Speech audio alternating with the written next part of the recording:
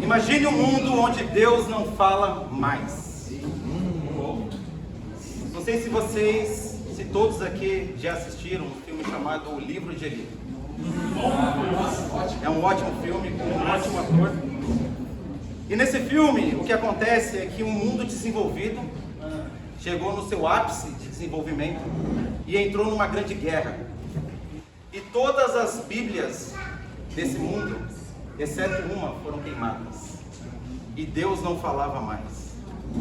O mundo entrou numa era apocalíptica, em que as pessoas estavam vivendo pelos seus próprios desejos ou por outras pessoas. Elas não ouviam mais a voz de Deus e o que predominava eram outras vozes. E apenas o portador dessa Bíblia, que no caso é Eli, o protagonista do filme, se manteve íntegro nesse mundo. O mundo se tornou um caos e ruínas. Uau! Essa é a consequência de um mundo onde Deus não fala. Irmãos, quando a voz de Deus não fala, outras vozes vão falar mais alto e vão direcionar as pessoas. Por isso que nós buscamos um mundo onde a voz de Deus predomina, amém? Amém. Amém. Bom. E eu tenho uma pergunta para você hoje. Qual voz tem falado mais alto na sua vida? Política? Ciência? O seu coração? A sua família? Religião? Qual voz tem predominado na sua vida e na sua mente?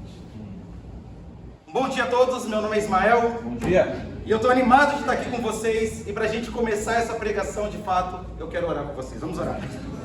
Pai querido, Pai amado, Deus eterno, todo-poderoso, muito obrigado, meu Deus, por mais um dia de vida. Obrigado pelo seu amor, pela sua misericórdia. Obrigado por ainda falar conosco, Pai. Obrigado porque podemos ouvir a sua voz nas Escrituras.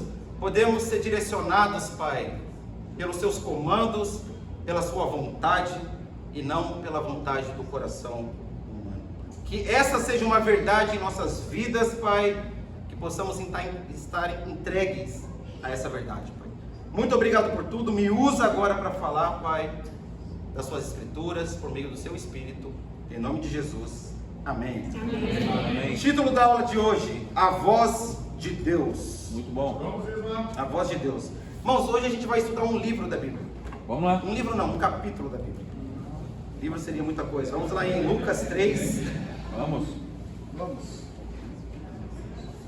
A gente vai estudar um capítulo que eu particularmente gosto muito, que fala um pouco sobre a vida de João Batista, amém? Amém. Lucas 3, versículo 1. Vamos lá.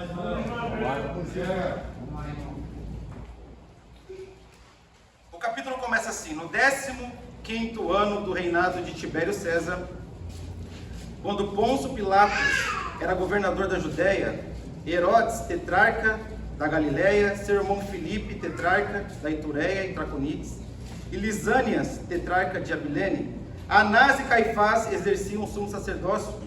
Foi nesse ano que veio a palavra do Senhor a João, filho de Zacarias, no deserto. Até aqui. Eu quero dar um pouco de contexto aqui, um pouco de contexto histórico. Irmãos, por 400 anos Deus se calou.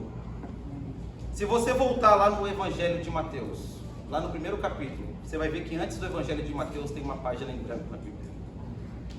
A maioria das Bíblias tem essa página. Isso representa um período em que Deus não falou nada. Não falou por meio de nenhum profeta. Deus se calou por 400 anos. E durante esse período em que Deus se calou, outras vozes surgiram na terra. Surgiram na política e na religião. Lucas inicia esse capítulo falando um pouco do contexto mundial e do contexto de Israel naquela época. Aqui diz que Tibério César era a principal autoridade do Império Romano, era o imperador romano. Só que Israel estava sendo governada por 4 pessoas. Isso não era comum. Isso que significa tetrarca. Era um governo dividido por 4. a gente tinha Pôncio Pilatos aqui governando a Judéia. Fora isso, outra coisa ainda mais incomum, aqui ele fala de dois homens que dividiam a função de sumo sacerdote, Anás e Caifás. Isso era ainda menos comum. A gente vai ver nas escrituras que sempre houve apenas um sumo sacerdote, mas aqui a gente tinha dois, um legítimo e um por consideração. A situação política de Israel aqui era complexa e conturbada. Muitas vozes falavam aos israelitas. O israelita da época precisava lidar com muitas vozes falando ao mesmo tempo na política e na religião, direcionando a sua vida para um lado e para o outro. Muitas vozes de autoridade falavam em Israel, mas foi no deserto que uma voz falou mais alto. Uau. E essa voz foi a voz de Deus, amém? No deserto Deus falou a João e João falou por meio de Deus às pessoas. Nenhuma voz no mundo deve falar mais alto do que a voz de Deus, amém? Amém. E hoje nós vamos falar sobre isso. E eu tenho um primeiro ponto para nós. O primeiro ponto é voz que fala no deserto. Amém. Vamos continuar lendo do versículo 3 ao versículo... Vamos ler o versículo 3, vamos por partes. Vamos lá. A gente vai ler o capítulo todo, amém? Vamos lá. Versículo 3. E ele quem? João Batista, percorreu toda a região próxima ao Jordão, pregando um batismo de arrependimento para o perdão dos pecados. Essa região aqui próxima ao Jordão era o campo missionário de João Batista. Foi um lugar que Deus designou para ele. E aqui fala que ele percorreu toda essa região pregando a palavra de Deus. Batismo para arrependimento. E ele fez isso sozinho. Um homem se levantou num lugar hostil para pregar a palavra de Deus. Irmãos, era hostil porque muitas vozes competiam com a voz de Deus. E era hostil também porque ele pregou num deserto. Eu acho que todo mundo conhece as características de um deserto. Um deserto é um lugar hostil. É um lugar em que de dia faz muito calor e à noite faz muito frio. E esse homem não só pregava no deserto, ele vivia ali. Então as circunstâncias, as ideologias não intimidaram João. Ele foi corajoso e cumpriu a missão de Deus aqui na terra, amém? Amém. Incrível! E fez isso sozinho. Eu acho que muitos aqui entendem o desafio de compartilhar a nossa fé sozinho. Às vezes a gente está em lugares compartilhando a fé sozinho e a gente pode se sentir um pouco intimidado. E há lugares em que a gente se sente ainda mais intimidado. Se você é universitário, você sabe como é desafiador pregar a palavra na universidade. Na verdade, eu acho que tem lugares na universidade em que a gente se sente mais confortável de pregar. Você vai lá pregar para a galera lá de exatas, talvez você se sinta mais confortável com isso. Talvez você torne aquele o seu lugar exclusivo de evangelismo. Mas também tem a galera de humanas lá, né? Que são aqueles caras que a ideologia está lá no topo. Aqueles caras que vai ter confronto. E talvez nesses lugares você se esconda um pouco, né? Talvez não seja o lugar onde Deus quer que eu fale. Mas João não. Aqui fala que João era extremamente corajoso e pregou em todos os lugares. Irmãos, a universidade é um campo missionário incrível, mas tem sim o seu lado assustador. As ideologias pregadas ali podem intimidar você. Porém lá é o nosso campo missionário. Por isso, nós precisamos pregar em toda parte e a todas as pessoas. Precisamos pregar no deserto também. E quando eu falo de pregar em deserto, talvez a sua circunstância de vida hoje esteja um deserto. E às vezes a gente se sente triste, o que é normal, porque o sentimento humano oscila. Às vezes você se sente mais desanimado, às vezes você está passando por uma crise, por um problema. E às vezes a gente se esconde atrás dos nossos problemas para não fazer a vontade de Deus. Irmãos, mas eu quero falar algo para você. É interessante, mas geralmente é no deserto onde a voz de Deus soa mais alta. Geralmente são nas dificuldades, quando a gente para de olhar para si mesmo, se sentir autopiedoso e começa a focar em Deus e na vontade de Deus. É nesse momento que a gente consegue perceber o que Deus tem a nos dizer com clareza. São nas dificuldades. O que a gente precisa fazer? Parar de olhar para si e olhar para Deus. Amém. Olhar para a vontade de Deus. Irmãos, não se intimide com lugares aparentemente hostis, nem perca a fé, pois se você está ali, foi Deus que te colocou, amém? Amém. Vamos pregar em toda parte.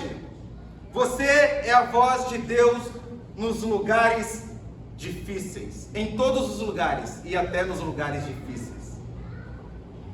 E talvez um lugar difícil para muitos de nós evangelizar também são os shoppings, né? A rua. Como universitários, eu terminei a universidade esse ano, amém? Deus é bom. A UF vai me dar um diploma eletrônico que eu só clico lá e dou parabéns. E eu estou voltando para a UF o ano que vem, então eu não me sinto ainda tão formado assim, mas Deus foi bom. Mas, em período de férias, como é esse, né? Esse momento agora, a gente precisa buscar outros lugares também. Porque Deus não quer salvar só os universitários. Deus quer salvar todas as pessoas. E talvez às vezes a gente pode não dar todo o coração assim em outros lugares como a gente dá na universidade. Você pode chegar no shopping já com um olhar meio sem fé.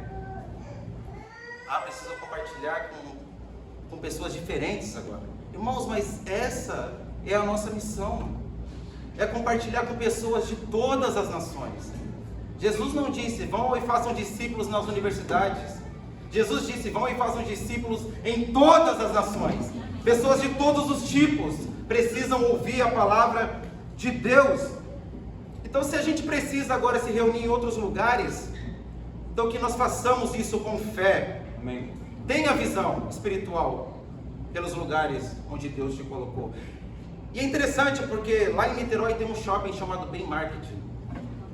E muitos de nós aqui, principalmente de Niterói, já teve alguma resistência de compartilhar a fé lá. Eu já tive essa resistência muitas vezes, de chegar ali e não chegar com tanta fé assim. Mas lá tem sido um campo missionário incrível. Eu já compartilhei aqui que Ionara foi compartilhada lá no Bem Marketing e depois ela trouxe o Renan para a fé. O Igor foi compartilhado lá no Bem Marketing. Ele estava lá desocupado, sem fazer nada. Ele recebeu um convite incrível, que mudou a vida dele. E hoje ele é prefeito de Niterói. O Léo foi compartilhado no Bem Marketing. É incrível. Quando a gente muda o nosso olhar, quando a gente percebe que o deserto é o lugar onde Deus fala, o milagre acontece, amém? Irmãos, a gente precisa sair daqui hoje com essa fé de que Deus quer salvar as pessoas em todos os lugares. Há algum lugar onde você não quer pregar? Ou um momento em que você prefere se calar? Meu desafio para você é: vai e pregue. E lembre-se, você não está sozinho. Deus está com você, amém? Vamos continuar lendo, versículo 6.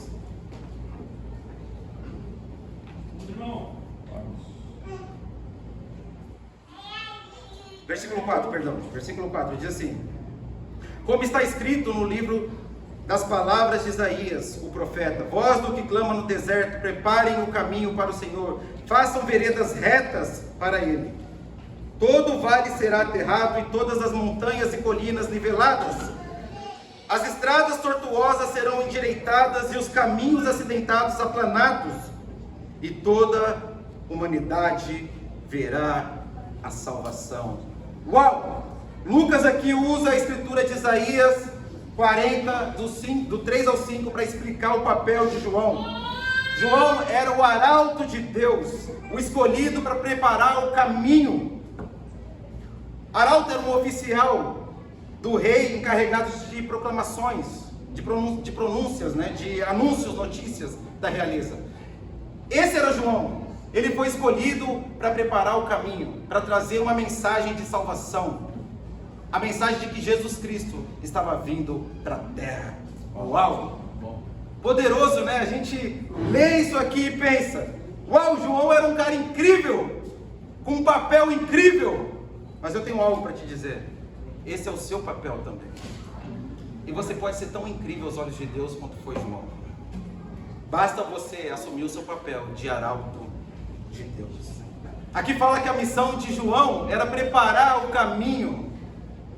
Jesus, ele vai comparar caminhos, ou estradas, ou terrenos, em Lucas 8, com corações. Então o que João veio preparar, João não veio com uma enxada tirar a terra da frente dos pés de Jesus. João veio preparar os corações para Jesus. Muito bom. Corações como montanhas de pecado, pregando arrependimento. Irmãos, se você é um discípulo de Jesus, qual é a mensagem que você precisa levar hoje? Não é uma mensagem para atingir os corações? Então você é um arauto de Deus, como João foi. Então você também é responsável por preparar os corações problemáticos, pecaminosos, para Deus também. Irmãos, a gente precisa entender que a palavra de Deus é a solução para qualquer problema espiritual do coração. Quando você prega as boas novas, os corações são preparados para Cristo. E aqui vem o pulo do gato. Pregar a palavra também prepara o teu coração. Muito bom. Eu tenho uma pergunta para você. Qual foi a última vez em que você esteve envolvido num estudo bíblico? Em que você estava ali com uma enxada espiritual, aplanando, preparando os corações das pessoas. Irmãos, às vezes a gente está tão envolvido com os nossos problemas, ou com a nossa timidez, ou com a nossa indiferença, que a gente se esquece qual é a nossa missão. Se João veio preparar o caminho de Jesus na primeira vinda, você é responsável por preparar o caminho para as pessoas de Jesus na segunda vinda. Só que a primeira vinda foi para trazer salvação, a segunda é para trazer juízo. A nossa responsabilidade hoje é ainda maior. Quando Jesus voltar, não vai haver mais uma segunda chance. Então você pode ser a última chance de uma pessoa no mundo. Irmãos, você tem que ser a voz que fala no deserto. Seja a voz de Deus no campo missionário que Ele te designou. Cure o teu coração enquanto você prega. Você é o escolhido para pregar aos corações desérticos, amém? Vocês estão animados? Segundo ponto de hoje, voz que fala a verdade. Vamos lá. Vamos ler aqui do versículo 7, obrigado. Versículo 7 diz assim: João dizia às multidões que saíam para serem batizados por ele: raça de víboras, quem deu a vocês a ideia de fugir da ira que se aproxima? Deem frutos que mostrem o arrependimento e não comecem a dizer a si mesmos: Abraão é nosso pai. Pois eu digo que dessas pedras Deus pode fazer surgir filhos a Abraão. Segundo ponto, voz que fala a verdade. Irmãos, as pessoas saíam ao encontro de João. Imagina, elas saíam de um lugar de conforto e iam para o deserto para ouvir a palavra de João, que é a palavra de Deus. Imagine isso, você receber uma multidão de pessoas em seu bate-papo. Você faz um bate-papo na universidade, no shopping, em casa, e uma multidão de pessoas se mobiliza e vai até o seu bate-papo. Incrível. Você não ficaria animado com isso? Tenho certeza que ficaria. Imagina você recebendo centenas de mensagens diárias de pessoas querendo estudar a Bíblia. Isso tornaria as coisas mais fáceis, né? Talvez você não precisasse se evangelizar tanto se as pessoas viessem até você. É incrível, é empolgante. E às vezes a gente quer isso. E não tem problema, seria ótimo se acontecesse também. Amém. Mas aqui fala que João não ficou tão empolgado assim. Irmãos, ele chamava as pessoas de víbora. Isso é a mesma coisa que você chamar alguém de cobra. Imagina alguém te chamando de cobra, sua cobra. Todo mundo sabe bem o significado disso. Significa que você é falso, que você está enganando as pessoas. Não foi uma cobra que enganou Eva e Adão? Essas pessoas aqui, os israelitas, sabiam bem o significado de ser chamado de cobra, de víbora. João falou a verdade para as pessoas. Uau! Ele denunciou aqui o pecado dos israelitas. Víbora é igual a engano. Ele está denunciando aqui a falsidade. O que é a falsidade? É você ter aparência de piedade, mas negando as intenções reais do seu coração, que muitas vezes são contrárias à vontade de Deus.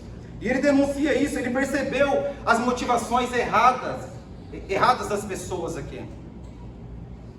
E ele falou a verdade para elas. Qual que é o ponto para nós? Pessoas vão tentar usar o reino de Deus como uma rota alternativa, sem a intenção de corrigir de verdade as suas vidas. Isso vai acontecer, irmãos. Pessoas vão procurar a igreja, não porque elas querem mudar de verdade as suas vidas, mas como uma alternativa de vida, onde elas podem viver o melhor de Deus e viver também o melhor do mundo. Valdemar pregou sobre isso no culto de homens, e eu fiquei bastante impactado com essa verdade. E é uma realidade. Isso acontece, talvez o nosso coração em algum momento se torne assim também, mesmo como discípulos, em que a gente deseje viver o melhor dos dois mundos, das duas realidades, o mundo e Deus. Irmãos, vir a Deus sem a intenção de se arrepender é falsidade. Talvez em alguns momentos, alguns de nós precisassem ouvir essas palavras: sua víbora. Imagina no discipulado, alguém falando isso para você: raça de víbora. Mas não falando diretamente para você, mas falando ao seu coração, expondo a verdade do seu coração. Aqui, João denuncia outra coisa. Os israelitas, eles estavam seguros numa religião. A segurança deles estava na religião e não em Deus. Eles se apoiavam no fato de ser descendência de Abraão. E João fala: não se apoiem nisso, porque Deus pode transformar essas pedras em descendentes de Abraão. E não é assim a religiosidade. Às vezes nós podemos nos apoiar também no fato de sermos discípulos. E ser um discípulo se torna mais um título para você do que uma verdade de vida. Pessoas religiosas agem assim, se apoiam em tempo de igreja, em pais cristãos, não é isso? Eu sou cristão desde berço. É verdade. A gente ouve muito isso. Para viver o quê? Vidas duplas. Pessoas buscam a Deus tendo em vista relacionamentos, bênção, sensação de bem-estar. Eu acho que isso é uma das realidades campeãs aqui. As pessoas buscam a Deus em vista de bem-estar. Eu vou na igreja mais próxima de casa, eu vou na igreja onde estão os meus amigos, e não eu vou na igreja onde a palavra de Deus é de fato pregada, onde as pessoas vivem como verdadeiros cristãos. Quais critérios que nós temos utilizando hoje para poder buscar a Deus? Irmãos, para nós discípulos, você deve desafiar as pessoas para que suas motivações e pensamentos sejam expostos. Não tenha medo de desafiar. Desafie as pessoas. O reino de Deus não é mais uma opção. O reino de Deus tem que ser prioridade. Alguém em algum lugar disse: há dois tipos de compromisso: a prioridade e o resto. E eu pergunto para você hoje: que tipo de compromisso é o reino de Deus na sua vida? A prioridade ou o resto? Muito A pessoa que aceita priorizar a Cristo faz a mudança necessária em sua vida sem hesitar. Incrível. Você quer saber se você tem priorizado a Deus? Pensa se quando você é desafiado no discipulado, se você tem tomado a decisão de mudar ou se você tem hesitado, deixado para depois. Vou pensar mais um pouquinho sobre isso. Se você quer saber se você tem priorizado a Deus, pensa se quando você é desafiado nos estudos bíblicos, se você tem tomado a decisão de mudar. Ou se você ainda tem colocado alguns obstáculos nessa mensagem que veio para aplanar os corações. Vamos continuar lendo aqui. Vamos lá. Vamos lá. Pega, Ismael. Vamos lá, Ismael. Vamos lá, irmão. Do 10 ao 14. Diz o seguinte: o que devemos fazer então? Perguntavam as multidões. João respondia: quem tem 2 túnicas, dê uma a quem não tem nenhuma. E quem tem comida, faça o mesmo. Alguns publicanos também vieram para serem batizados. Eles perguntaram: mestre, o que devemos fazer? Ele respondeu: não cobrem nada além do que foi estipulado. Então alguns soldados lhe perguntaram: e nós o que devemos fazer? Ele respondeu: não pratique extorsão, nem acusem ninguém falsamente. Contente-se com o seu salário. Uau! Algumas pessoas mostraram-se abertas aqui. Entre elas, os publicanos e os soldados. Irmãos, os publicanos eram judeus a serviço de Roma. Eles eram tratados como traidores, pessoas corruptas. Os soldados eram corruptos também. Eles eram abusivos, extorquiam as pessoas. Essas pessoas eram odiadas. Odiadas. Todo mundo odiava elas. Sabe aquela pessoa que às vezes a gente olha e pensa: isso aí não tem mais salvação? Eram esses aqui. Aqui no contexto de João. A gente precisa entender que a palavra de Deus, ela não filtra pessoas, ela filtra corações. Muito bom. Se a gente está filtrando pessoas por características humanas, então a gente tem limitado o poder de Deus. A palavra filtra corações. Qualquer um pode mudar. Tenha visão também pelos publicanos na sua universidade, no seu trabalho, na sua família, porque todo mundo pode mudar. Lembre-se disso. E se você se esquecer, lembre-se que você mudou. Quer um exemplo melhor do que a sua própria vida? Se você mudou, qualquer um pode mudar. Amém? Mas aqui fala que João exigiu uma demonstração de arrependimento dos que se mostraram abertos. Ele deu um desafio específico, irmãos, e um desafio difícil para cada grupo. Isso se chama sabedoria. Quando você está estudando a Bíblia com as pessoas, não vale o mesmo desafio para todos. A gente precisa orar e pedir sabedoria a Deus, porque cada pessoa é um universo em crise diferente. Tirei essa frase de um rap, amém? Mas faz sentido. Cada pessoa é um universo diferente.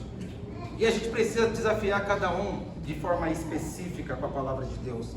E foi o que João fez aqui. Ele falou sobre doar túnica, abandonar a corrupção para outros, e falou sobre extorquir os soldados. Você teria coragem de desafiar desta forma? De ir lá na ferida? Às vezes a gente quer poupar a pessoa para que ela possa ser batizada. Ah não, mas se eu tocar nesse ponto, a pessoa vai desistir. Deixa eu te contar algo, isso não está no seu controle. O que vai fazer a pessoa perseverar até o fim é se ela lidar profundamente com o pecado dela. Não é o seu carisma, o seu jeitinho brasileiro de agir nos estudos bíblicos. É se você vai desafiar essa pessoa profundamente. Irmãos, desafiar é se preocupar mais com a vida espiritual do que com a vida física da pessoa. Às vezes essa é a nossa preocupação, né? Nossa, mas vou tirá-la desse contexto em que ela vive tão bem. Olha as fotos no Instagram. Ela é ótima, viaja, tem muitos amigos, para colocar ela numa vida difícil, de deserto, que é o cristianismo. Isso é uma preocupação com a vida física da pessoa. A gente precisa tem uma preocupação espiritual. E se essa pessoa morrer hoje, para onde que ela vai? Daí esse lugar bonito se torna literalmente um inferno. Sendo que você teve a oportunidade de oferecer um céu para essa pessoa. Muito bom. Desafie sem medo. Alguns avançam nos estudos, mas estagnam em convicção porque não foram desafiados devidamente. Não tenha medo em chamar uma pessoa a abandonar sua vida de pecado no discipulado. Não seja covarde, desafie sem medo, mas desafie com amor. Amém? Desafie com amor. Vamos finalizar aqui essa parte, do 15 ao 20.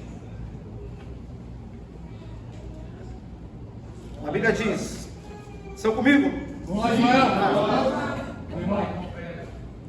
A Bíblia diz, o povo estava em grande expectativa, questionando em seu coração se acaso João não seria o Cristo. João respondeu a todos, eu os batizo com água, mas virá alguém depois de mim. Mas virá alguém mais poderoso do que eu, tanto que não sou digno nem de desamarrar as correias de suas sandálias. Ele os batizará com o Espírito Santo e com fogo. Ele traz a pá em sua mão, a fim de limpar sua eira e juntar o trigo em seu celeiro, mas queimará a palha com fogo que nunca se apaga. Uau! E com muitas outras palavras, João exortava o povo e lhe pregava as boas novas. Todavia, quando João repreendeu Herodes, João era ousado. Ele repreendeu o governador. Quando João repreendeu Herodes, o tetrarca, por causa de Herodias, mulher do próprio irmão de Herodes, e por todas as outras coisas más que ele tinha feito, Herodes acrescentou a todas elas a de colocar João na prisão. Uau! Irmão, sua pregação vai dividir opiniões. Verdade. Alguns até se confundiram, pensando que João era o Cristo. Irmãos, esse é o nível em que cada um de nós aqui queremos chegar. Nós queremos ser confundidos com Cristo. Não é isso? Um discípulo não quer ser igual ao seu mestre. Nós queremos que as pessoas olhem para nós, para a nossa igreja e vejam Jesus Cristo. Nós queremos diminuir para que Ele cresça. Isso, bom, irmão. Esse é o nosso objetivo como discípulos. Mas outros ficaram contra João, contra a pregação de João. Herodes mandou prender João e depois matar. Por quê? Porque até Herodes foi confrontado por João Batista. Uau! Eu me lembro quando alguns irmãos aqui começaram a mandar algumas mensagens no Instagram para pessoas de autoridade. Mandaram para o presidente da época, mandaram para alguns jogadores, chamando para estudar a Bíblia. E eu fiquei pensando, nossa, já pensou se essa pessoa aceita estudar a Bíblia? Você estudando a Bíblia com o presidente do país, com o governador do Rio de Janeiro, como será que seria a sua atitude ali diante dele, né? Será que você ia tremer diante da autoridade dele ou diante da autoridade de Deus? Será que a gente ia conseguir abrir a Bíblia e pregar para essa pessoa? Denunciar os pecados dela com convicção? Tem que estar no nível espiritual alto aqui. E para isso serve o deserto nos prepara. Algumas vezes o ódio é o preço certo por falar a verdade. Mas aqui vem o desafio, irmãos. Pregue a verdade mesmo quando isso te prejudique. Mesmo que você desagrade as pessoas, pois é melhor desagradar pessoas do que desagradar a Deus, amém? Amém.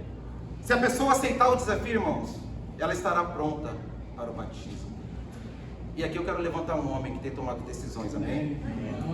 Foi exatamente o que aconteceu com o Anthony. Então o Anthony ele foi convidado lá na UF, e eu estava conversando com a avó dele agora, com a dona Neuza, e ela me falou que a universidade, desde a época dela, já era um ambiente difícil. Olha só. E ela estava com medo do Anthony ser influenciado por essas ideias, né, que são pregadas na universidade. Mas Deus chegou primeiro, amém? A palavra de Deus foi pregada para ele, e ele tem tomado decisões. Irmãos, ele recebeu o Evangelho, ele abraçou os ensinamentos de Jesus e ele se submeteu aos desafios. Cada desafio que ele recebeu, ele cumpriu. E eu vejo o Anthony como alguém pronto à luz das Escrituras, pronto para ser batizado. E hoje ele vai ser batizado.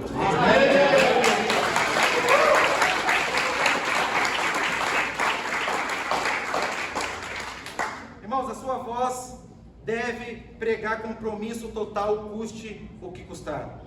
A verdade não é negociável. Amém? Último ponto. A voz que vem do céu. Vamos terminar o capítulo. Voz que vem do céu.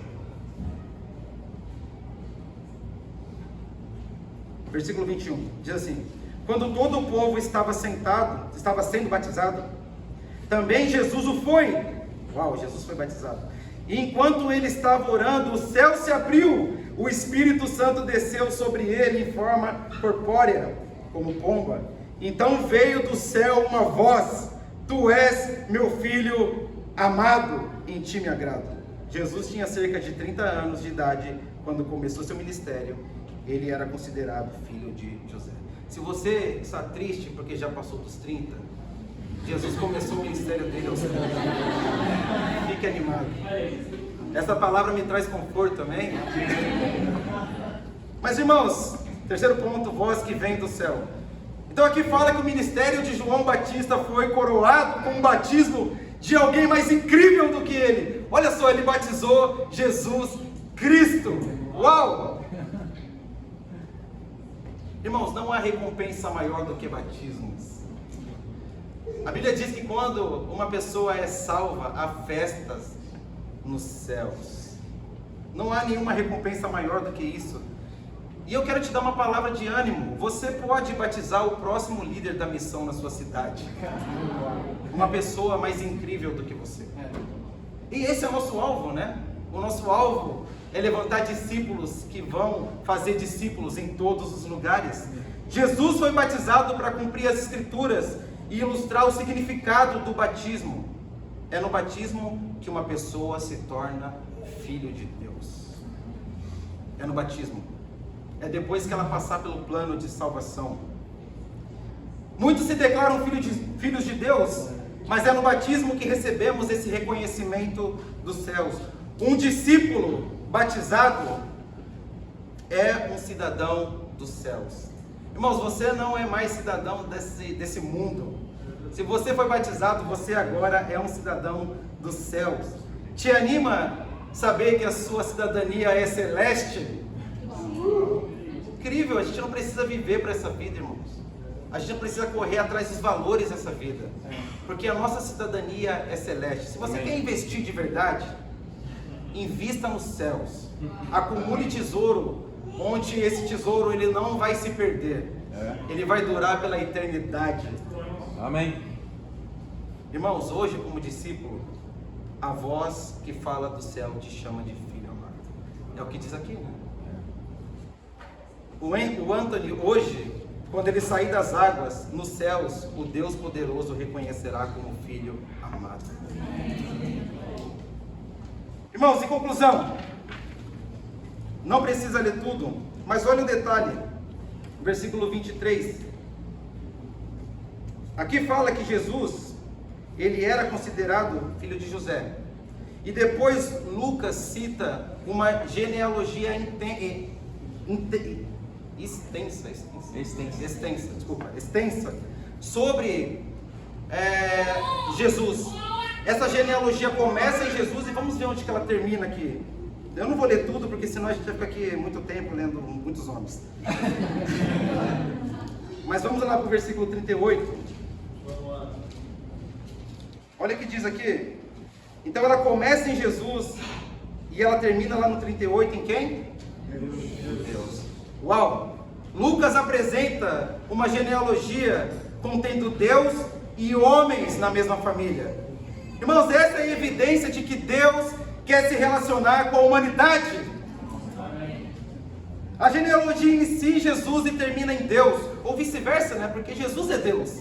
Então ela começa em Deus e termina em Deus. Se a voz de Deus é a que fala mais alto na sua vida, tudo vai começar em Deus e vai terminar em Deus, amém?